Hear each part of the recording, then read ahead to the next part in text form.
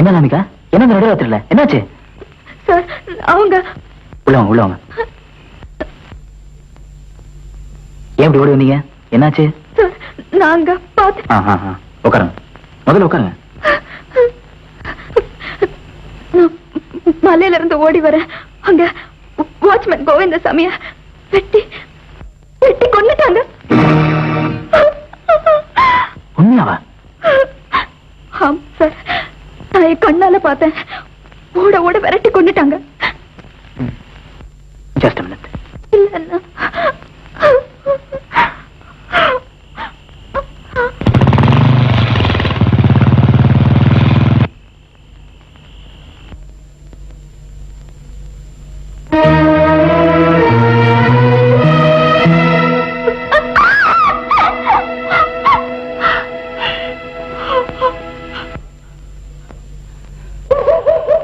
ஐயா, சுத்தோட்டாலாம் தேடி பார்த்துட்டோமுங்க.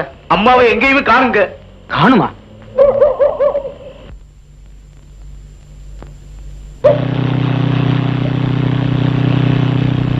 ஐயா, அங்க பாருங்க.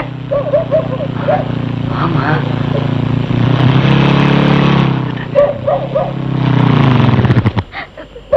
அப்பா. அனாமிகா, எங்க போயிருந்தேன்? என்ன ஆச்சு? ஏன் வேற அப்பா,